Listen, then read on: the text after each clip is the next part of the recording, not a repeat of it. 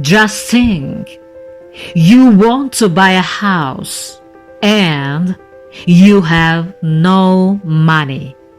First, visualize what kind of house you want to buy.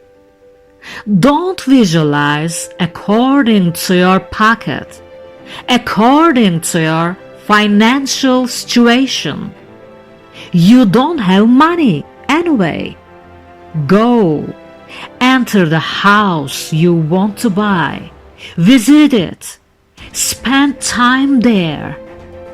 Even negotiate with real estate agents. You will not believe it. I believe it. I've done it. I know.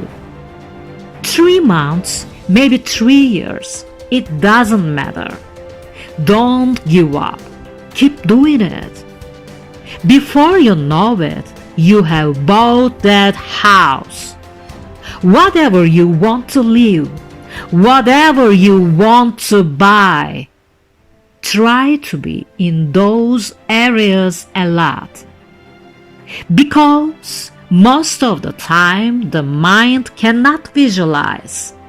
It doesn't have that ability. Believe me, everything can change tremendously